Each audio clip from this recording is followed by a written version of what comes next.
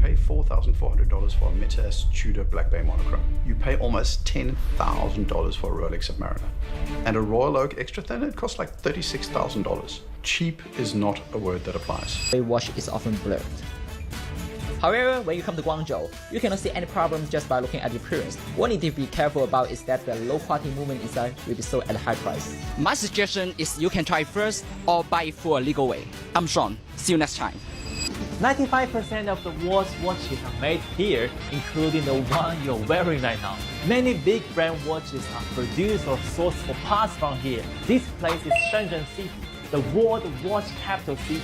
And in Shenzhen, you must not miss this factory. Asking y'all should receive. Tisa, where are the watch manufacturers?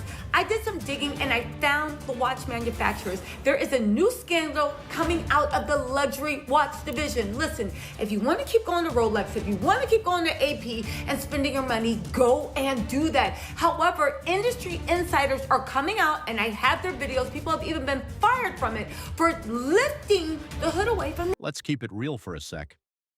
Where do these so-called luxury watches actually come from? Are those $20,000 Rolexes people flex online really handcrafted Swiss masterpieces like they claim? Watches come in different sizes. A small dial makes your wrist slimmer, while a larger one makes you a stronger era. First of all, you need to determine your budget range. The Rolex Datejust is the best choice for cost-effective. Or did they quietly roll off a factory line in China, packed in with thousands of twins under buzzing fluorescent lights in some hidden Shenzhen plant? Because the way Chinese manufacturers are airing out the luxury watch game right now, it's wild. The whispers? Oh, they've turned into full-blown exposés. TikTok unboxings are getting gutsier by the day in certain factories in China. Sizes, a small dial makes your wrist slimmer, while a larger one makes you a stronger era. First of all, you need to determine your budget range. The Rolex Datejust is the best choice for cost-effective. For more advanced options, there's sports and professional models. Let's look at the Submariners tier. They've officially had enough of playing silent. And what are they revealing? Let's just say the tea is piping hot. Some folks over there are putting Switzerland's whole image on blast, and it's gotten so loud, so messy, and so real that Rolex had to hit the panic button with a major price drop on some of their high-end pieces. Yep, people are stunned. Rolex to your collection. These are the 5 cheapest Rolex watches that you can buy right now. First one, we got the 36mm Datejust 16220 with the engine turn bezel, and it's worth around $6,500. The next watch is a 36mm Datejust 16014 with the blue dial and fluted bezel. This one is priced at around $6,200. But hold up, we'll get to the receipts, the leaks, and the jaw-dropping loopholes in a sec. First, we gotta rewind way back to where this whole mess really started. Everyone thinks Switzerland's the king of watches, right? Plot twist, it's not. Snowy peaks, old men squinting through magnifying glasses, hand-building every Rolex with love and tweezers. Cute story, but let's cut the fantasy, because that's not what's really going down. Time to talk facts. Welcome to Shenzhen, China, the real capital of the watch world.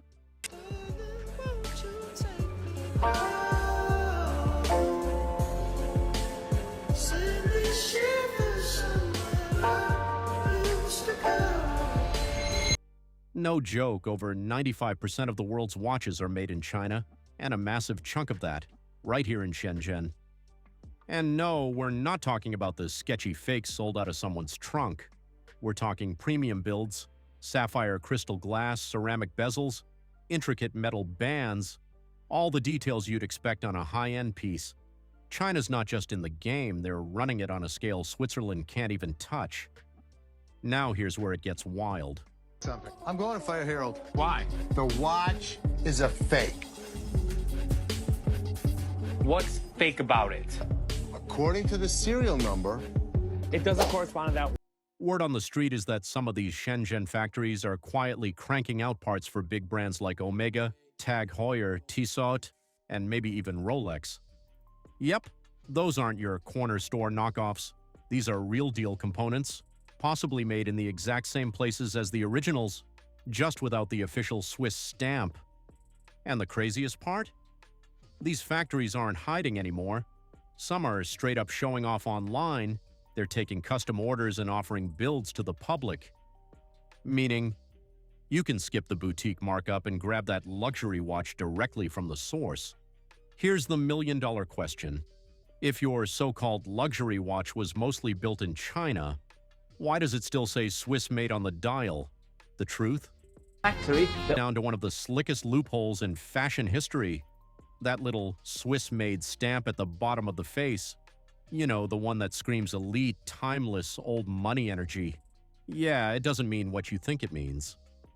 Despite what luxury brands want you to believe, that label does not mean the whole watch was handcrafted in some Swiss chalet. Nope.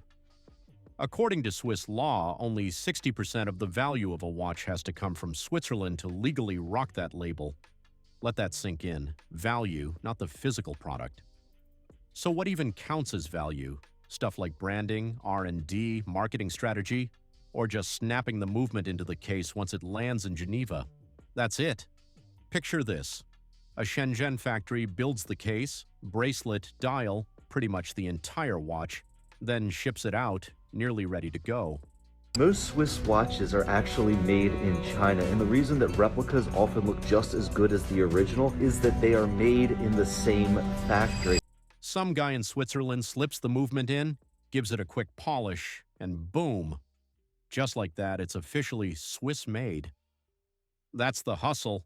You drop $6,000 thinking you're buying 100% Swiss luxury, when really most of that masterpiece came straight out of China. But thanks to some genius marketing and a polish finish in Europe, it gets that luxury glow-up stamp of approval. A 5-figure price tag. And don't get it twisted, this game's been running for years. The luxury watch hustle isn't new.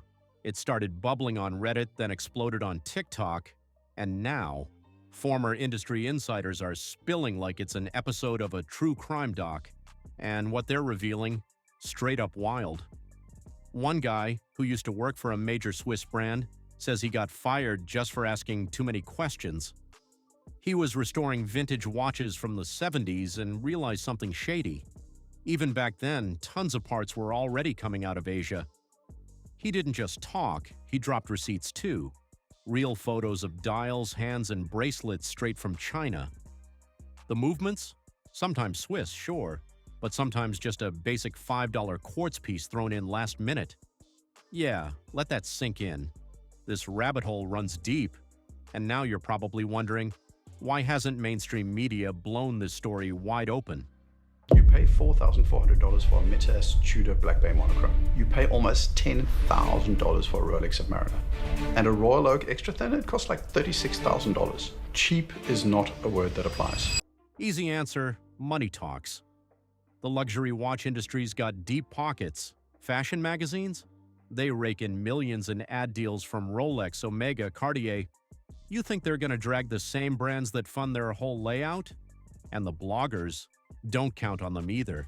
They're getting flown out to Baselworld, handed gifts, sipping champagne at brand dinners. Influencers, paid to keep it cute and polished. Literally. No one's risking a free Rolex to tell the truth.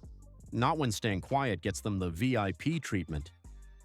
So now it's up to the underdogs, YouTubers like Misty, TikTokers, and even anonymous factory workers, to rip the mask off and show what's really going down behind the luxury illusion. And guess what? After years of acting untouchable, Rolex made a move they almost never make. They quietly dropped their prices. Not across the whole lineup, of course, but just enough to make people stop and go, wait, is something going on? Watch forums and insider dealers started whispering. Some Rolex models saw price drops up to 20% in certain markets. And it wasn't random. It hit specific pieces, the ones getting way too popular in the replica game. The watch is often blurred. However, when you come to Guangzhou, you cannot see any problem just by looking at the appearance. What you need to be careful about is that the low quality movement inside will be sold at a high price. My suggestion is you can try first or buy it for a legal way. I'm Sean. See you next time. We're talking the Submariner, the GMT Master 2, and even a few Oyster Perpetuals. But don't get it twisted. Rolex didn't put out some flashy ad about discounts. They're way too slick for that. Nah, they played it smooth. These markdowns happened quietly, mostly through authorized dealers and only in certain locations. But the watch watchdogs, Oh, they clocked it fast. Why? Because this little price shuffle came right after that viral Chinese expose hit, showing Rolex-style bezels and cases getting boxed up and shipped by the thousands out of a warehouse in Guangdong. Yeah, that one shook the internet. And let's be real, luxury brands don't just cut prices for fun, especially not Rolex, who literally built their whole brand on exclusivity and that hard-to-get flex. For them to tweak prices during a public scandal tied to their supply chain? 95% of the world's watches are made here, including the one you're wearing right now. Many big brand watches are produced or sourced for parts from here. This place is Shenzhen City, the world watch capital city. And in Shenzhen, you must not miss this factory. That's not strategy, that's damage control.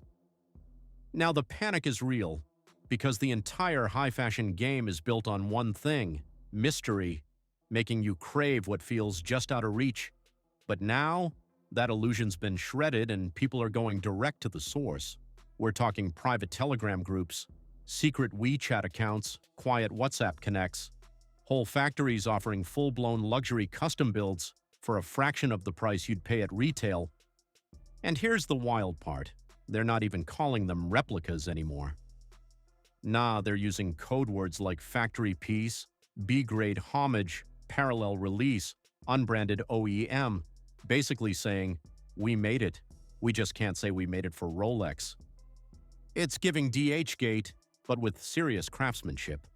And one whistleblower even claimed that some Chinese suppliers get leftover materials from official brand orders, but instead of tossing the extras, they finish the watches themselves and sell them under the table. Not fake, not dupes. The exact same thing, just without that final Rolex blessing stamped on it.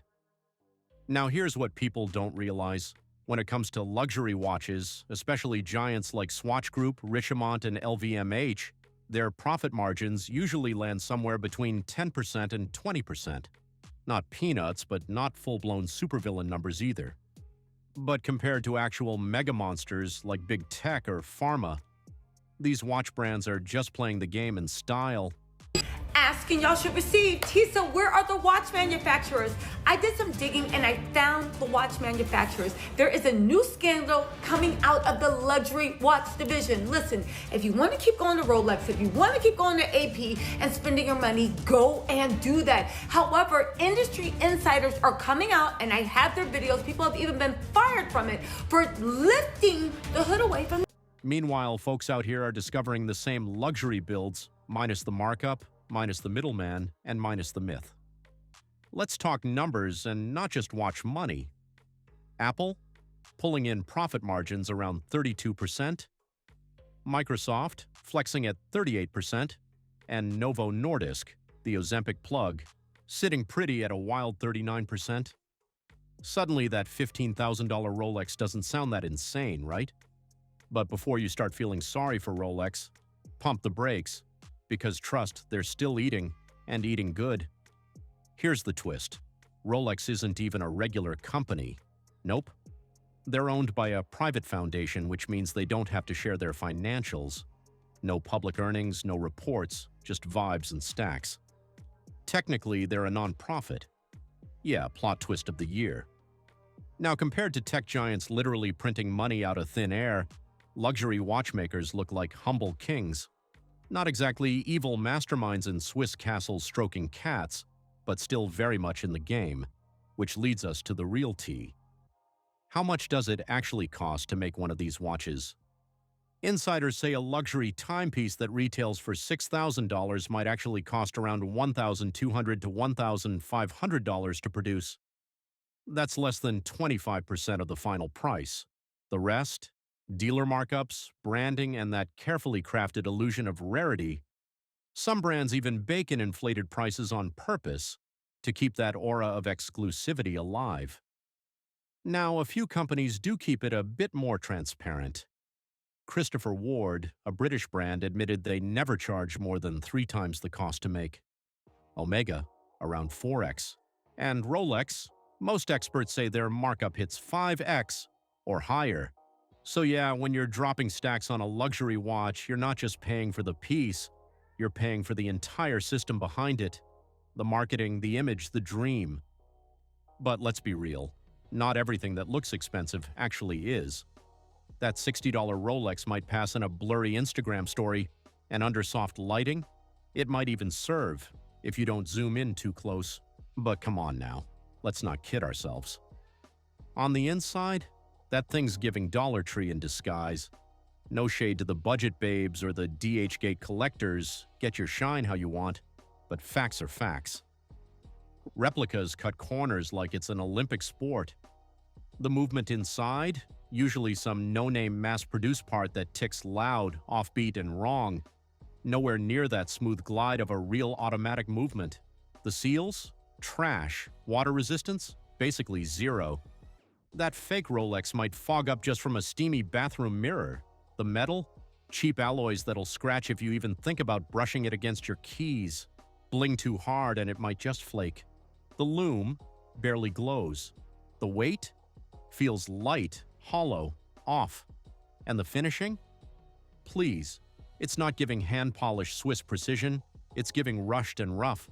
But after all that, here's the real question everyone starts asking once they dig into this world. Are luxury watches truly overpriced? So, is it overpriced? Well, it's complicated. Let's break it down. If you're walking into this thinking you're buying nothing but pure craftsmanship, innovation, and heritage, brace yourself. Some brands aren't building masterpieces. They're stitching together pre-made parts, slapping a name on it, and doubling the price just off brand clout.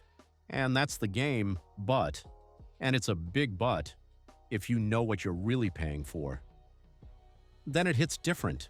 You're not just buying metal and glass, you're buying access, a vibe, a spot at the luxury table. You're paying for that illusion, the flex, that moment when you walk in and eyes drift to your wrist without a word. That feeling? For some folks, that's worth everything. So is it overpriced? On paper, yeah. Emotionally, depends on what it does for you. Once you know the truth behind that price tag, you get to decide if it's worth it.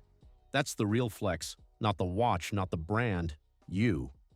Now I need to hear from you because this rabbit hole just changed the game. So, what do you think?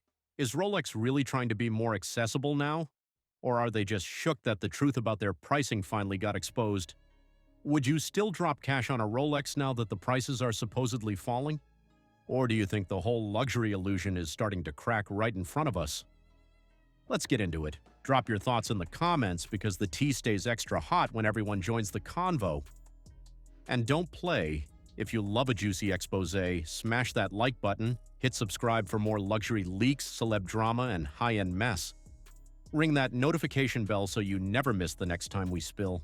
Trust me, you don't want to be late to this tea. See you in the next one.